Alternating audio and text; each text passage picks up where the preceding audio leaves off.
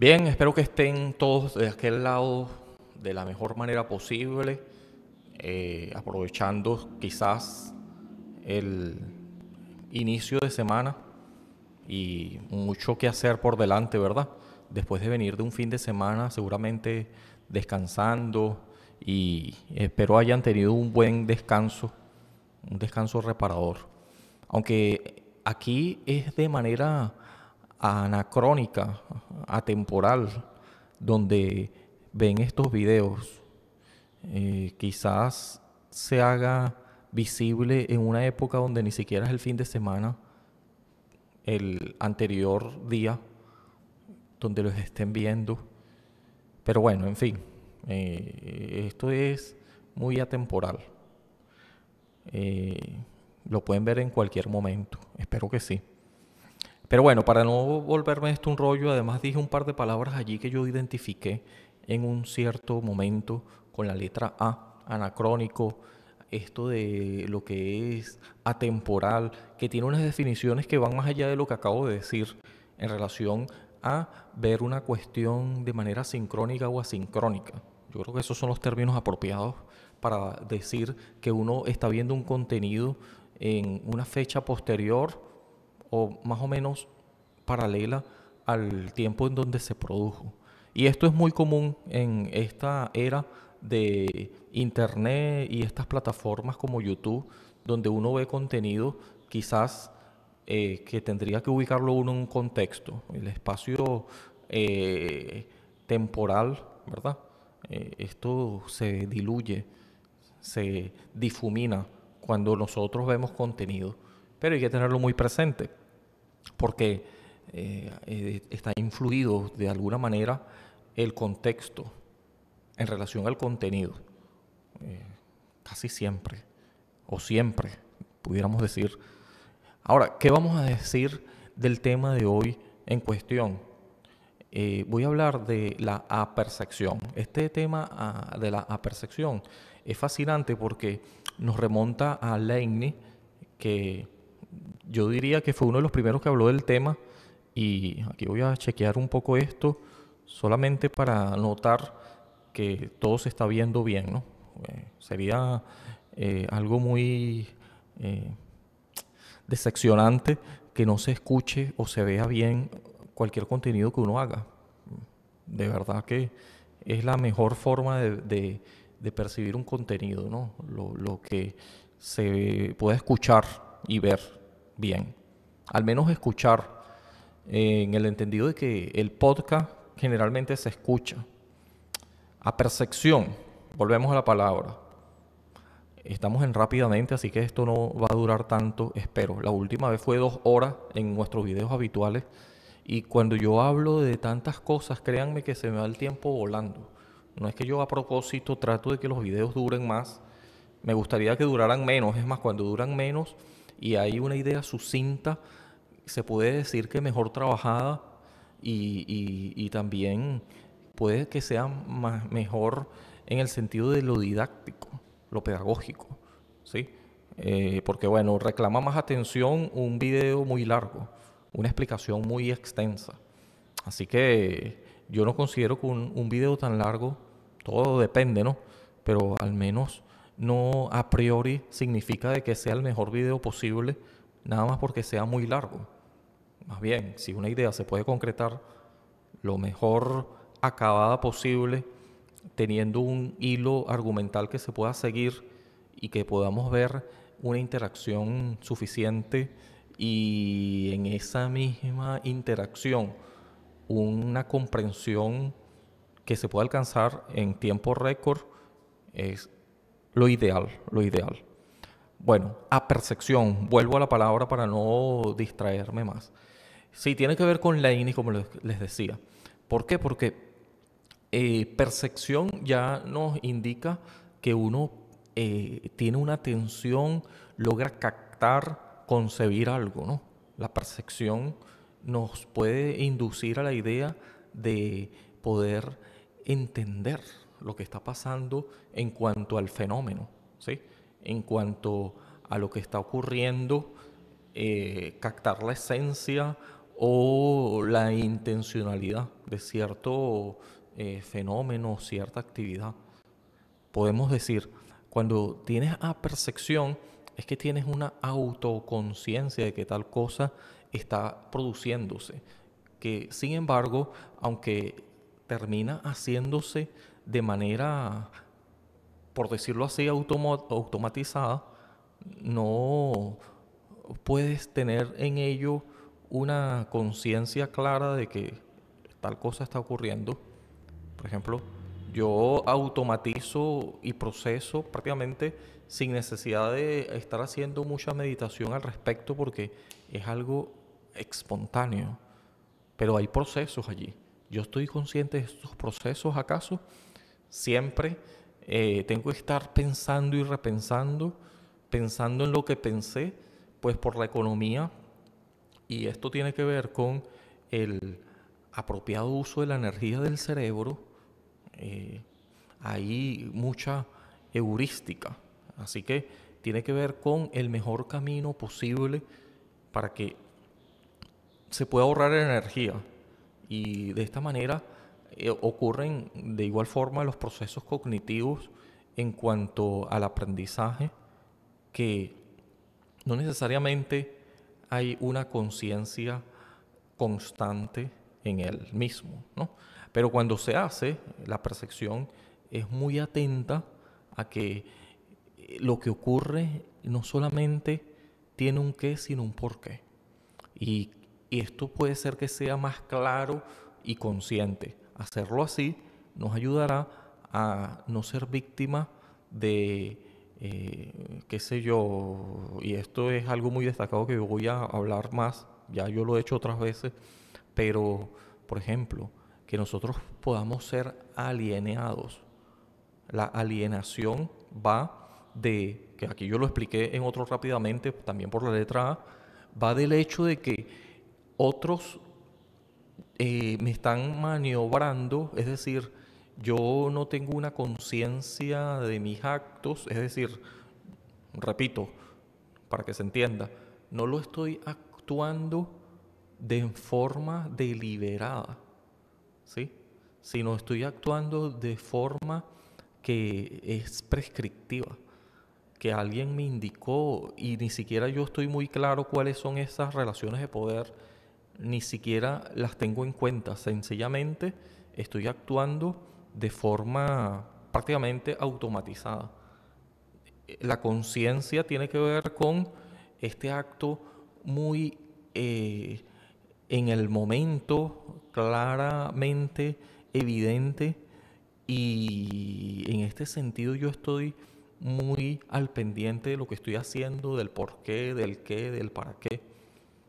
Y teniéndolo claro, en efecto, pudiera concebirse como un acto deliberado, plenamente eh, estando en un estado de muy consciente, muy de percepción clara y distinta, que yo puedo incluso comparar lo que estoy haciendo, pero sé que de esto lo discrimino, relaciono o separo de lo que no estoy haciendo, ¿sí?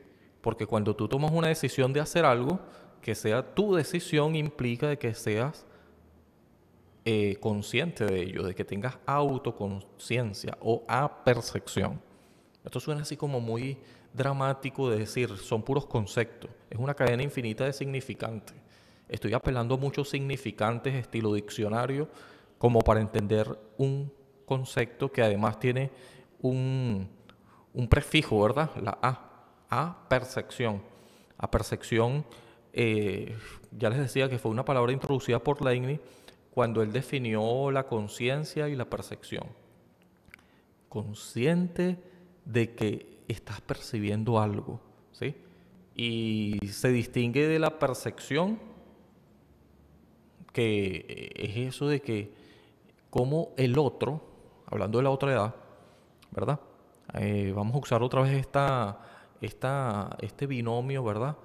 Objeto, que generalmente yo lo atribuyo a la otra edad, yo me concibo como el sujeto, sujeto-objeto. O esta cuestión de el amo y el esclavo.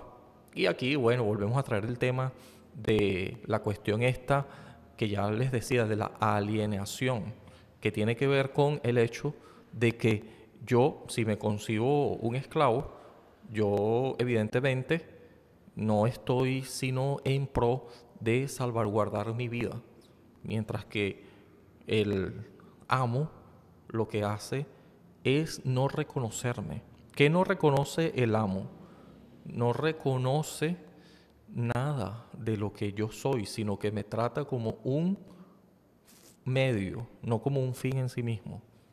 Al hacerlo así, él está dejando de lado mi humanidad, es decir, está dejando de lado mi forma única, irrepetible de ser y está usándome como una herramienta para que sus fines sean alcanzados.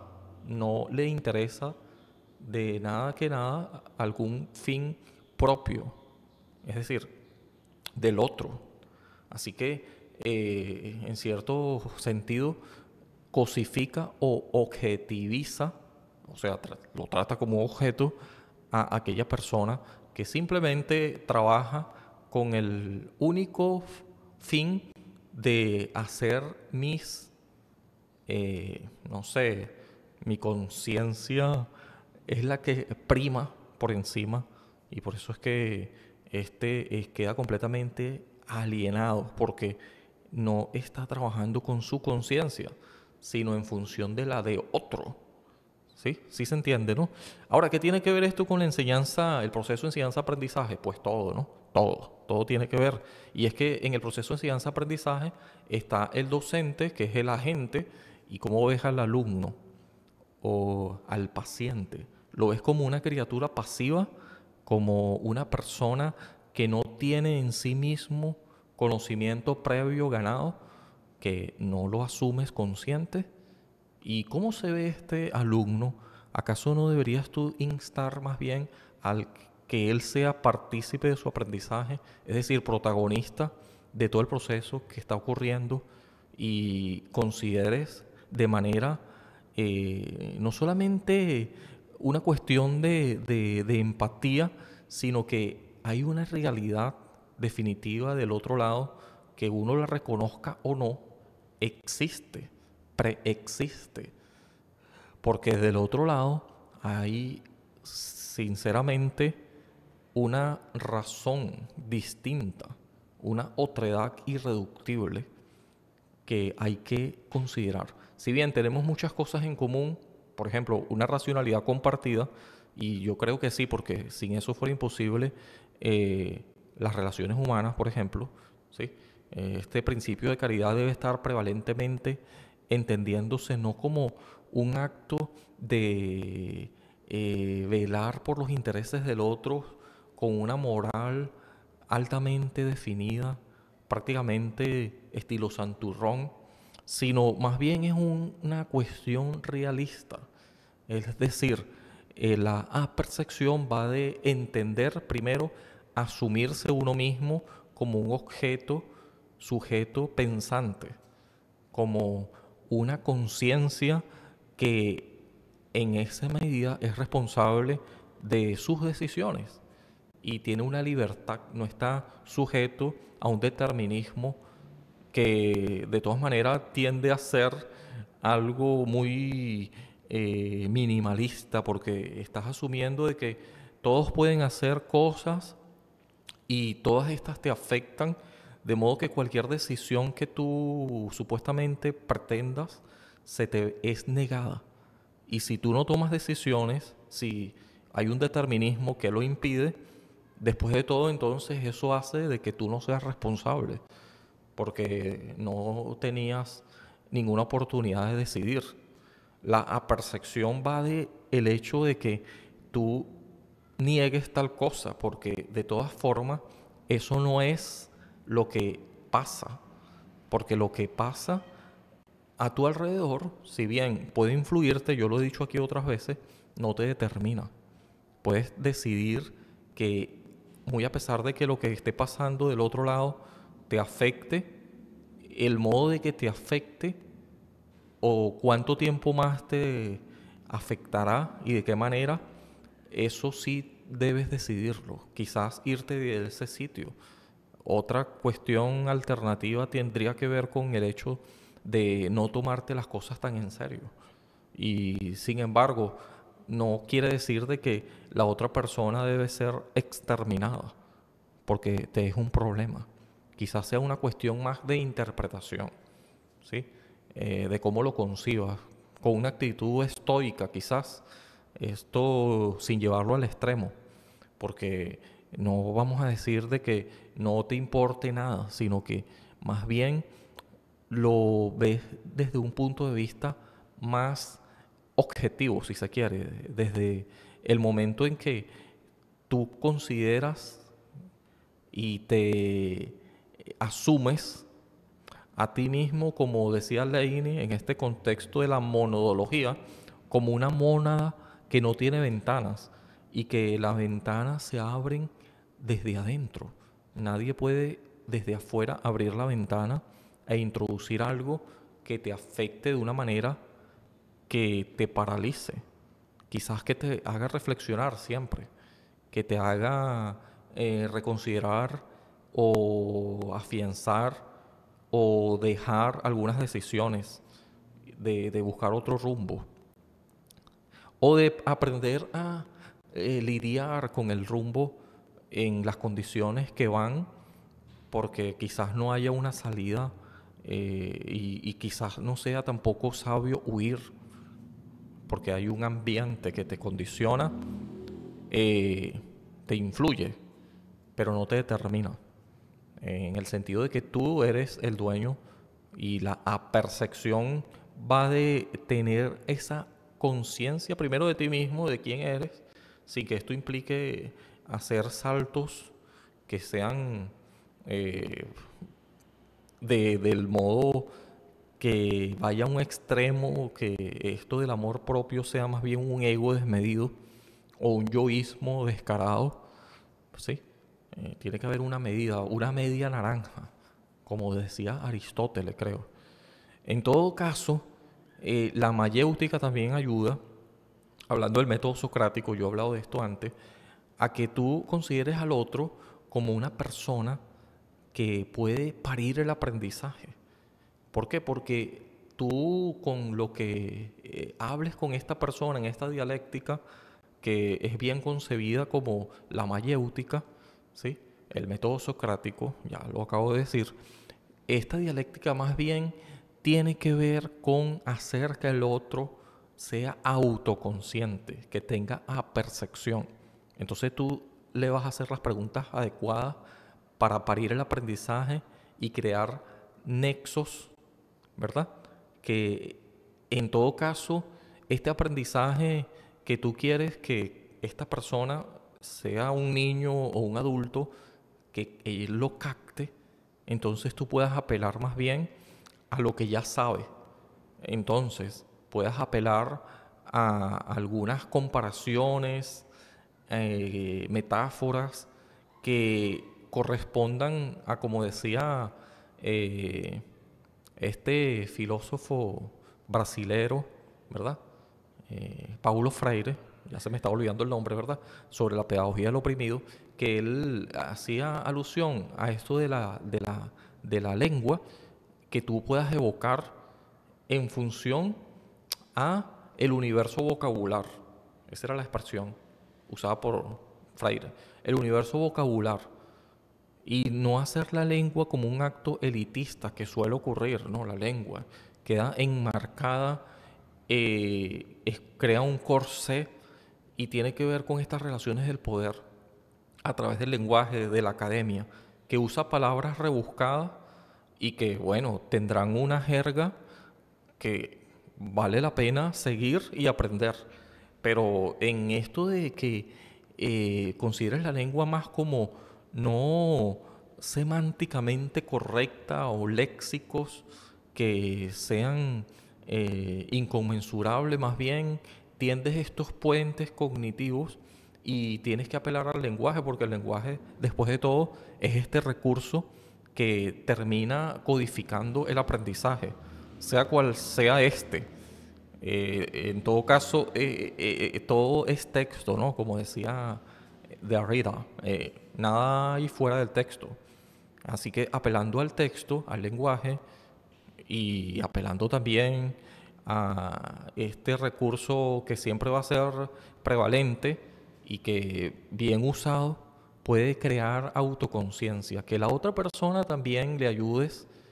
¿Sí? Y esta es la función del docente, del padre, de la madre, de cualquiera que se asuma como, sí, como una fuente guiadora que por tradición se asume así, ¿verdad? El docente, siempre hay este referente que puede hacer bien, puede hacer mal, pero que si tomas en cuenta eh, a la otredad como irreductible, ¿sí? Como una alteridad y no como una competencia y misericordia, más bien vas a tratar de que esta persona pueda parir el aprendizaje tomando en cuenta, una vez más, su léxico o último, su léxico último, entendiéndose que este puede ir creciendo, ¿verdad? Y que al momento debas apelar a su universo vocabular, es decir, a lo que ya sabe, a lo que le interesa, como decía Dean Stein, y ya voy a cerrar esta idea con esto, más que por lo semántico, lo pragmático, la utilidad de la lengua. Es decir, ¿qué cosas hacen ustedes aquí? ¿Qué les interesa? Ah, el campo.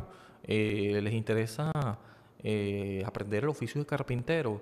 ¿Cuáles son las palabras que necesitan? De esta manera, apelando a esto que le dio muchos resultados según nos explica eh, este brasilero, una vez más, Paulo Freire, nos explica de que haciendo esto puedes alfabetizar. Es de su interés. Y esto es sencillamente pura pragmática, utilidad. Es decir, el aprendizaje es significativo, ¿no? Y de esta manera vas a hacer que esta persona, sea quien sea, no importa qué edad tenga, le estás reconociendo además un valor que ya posee, que quizás ni se dé cuenta de él, no sea tan consciente. Así que apelas a la apercepción, ¿sí? Aquí hay un personaje también que se llama Wund, W-U-N-D, que él, hablando de la percepción, decía que esto tiene que ver mucho con la fijación de dónde uno pueda considerar los contenidos, es decir, de que los contenidos serían percibidos de forma clara y distinta en el sentido de que tú puedas considerarlo una vez más. Aquí estoy redundando demasiado con esta palabra de considerar, pero lo que quiero decir es que puedas captarlo, que puedas decir, ¿y qué estás haciendo allí con ese con ese aprendizaje por descubrimiento?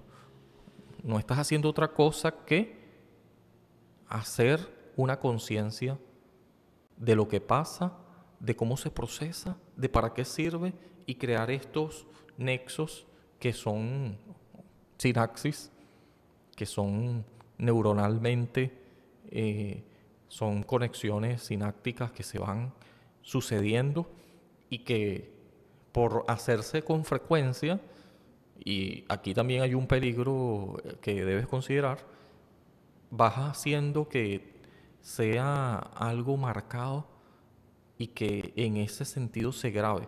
Por eso es que aprender y enseñar, que básicamente tiene que ver con el hecho de que otras personas hayan estado socialmente influenciadas en el aprendizaje, en el proceso de enseñanza-aprendizaje, y siempre va a ser así porque el aprendizaje social siempre es una tendencia a un devenir. Es decir, tú aprendes de algo y de alguien, tú no aprendes de la nada, ya hay algo previo, ya hay un fenómeno que está ocurriendo o que ocurrió, de lo cual es del que se aprende. Y puede ser también de que sea una persona a la que todo es texto, nada hay fuera de texto, y eso incluye a las personas de las que nosotros podamos aprender. Difícil, pero no imposible es desaprender, ¿verdad? Cuando tienes que desarraigar algo, y por eso el peligro de la repitencia, ¿no? Por un lado, porque repetir algo, algo que siempre te esté sucediendo y de pronto cambia tu rutina, te desencaja, te saca de sitio. Pero cuando lo conviertes en un acto consciente, ¿verdad? No estás allí siempre tratando de que esto sea tal cual, prácticamente mecanizado como un robot, ¿verdad?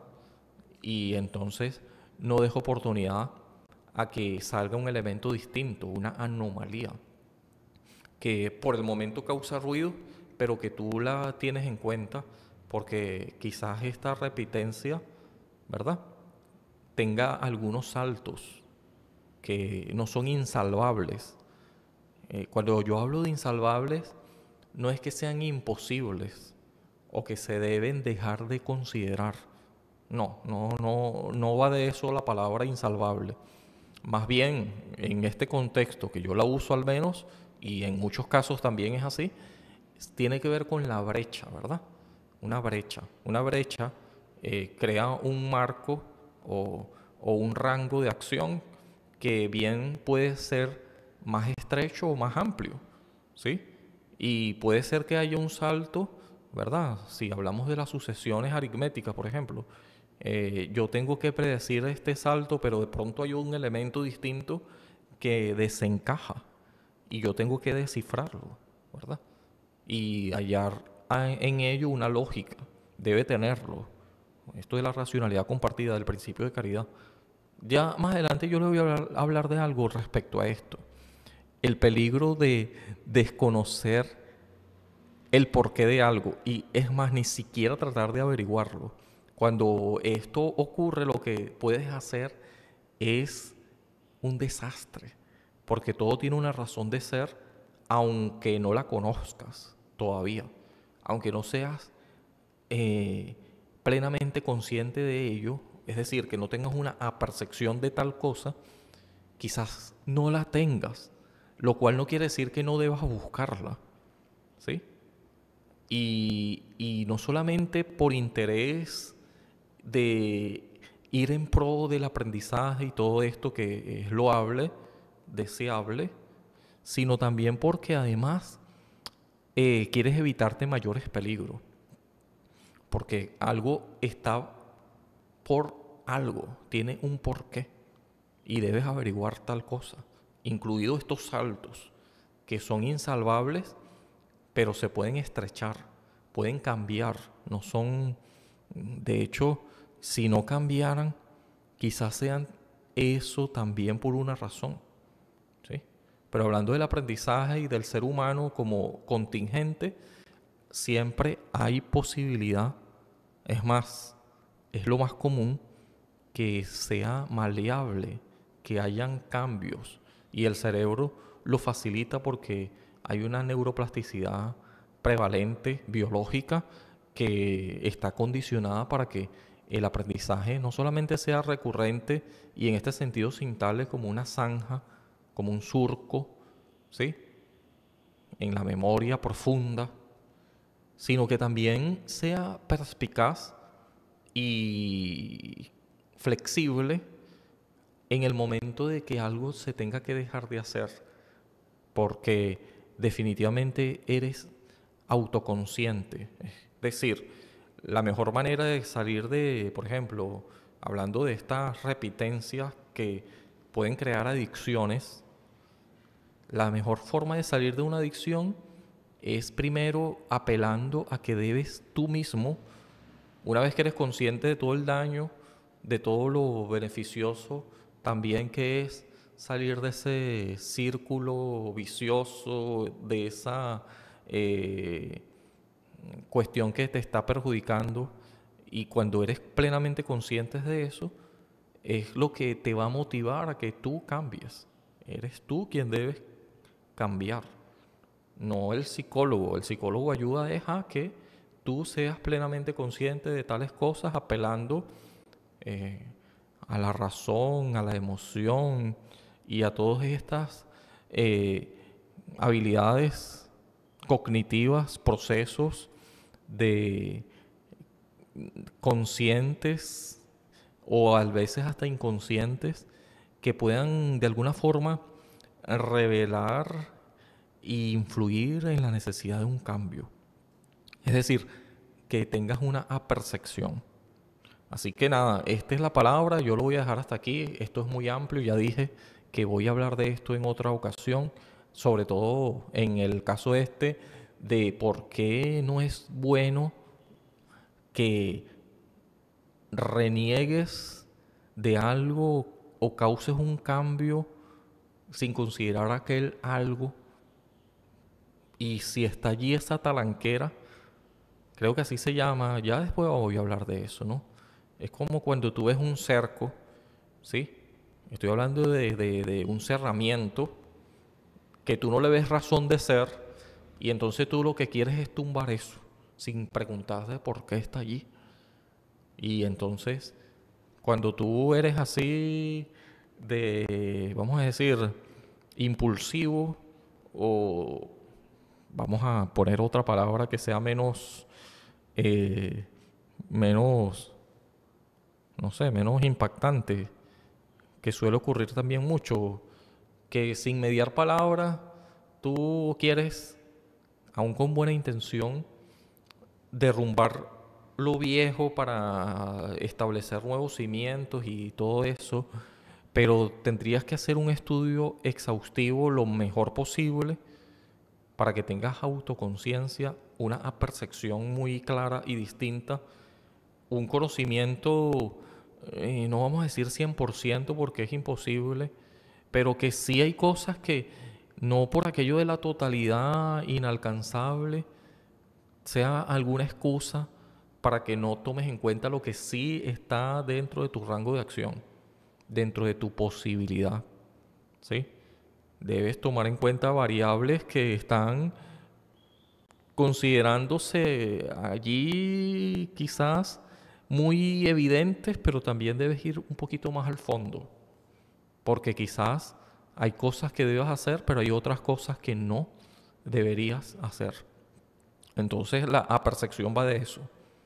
Y bueno, este tema es amplio y yo voy a hablar de eso luego, sobre todo la última parte que traté de explicar aquí, que tiene todo un tema en relación a el fenómeno este de revisar, considerar a través del principio de caridad qué es lo que pasa, por qué pasa y después de eso y no antes, a posteriori y no a priori, tomar decisiones de qué hacer y qué no hacer. Y eso tiene que ver mucho con la percepción.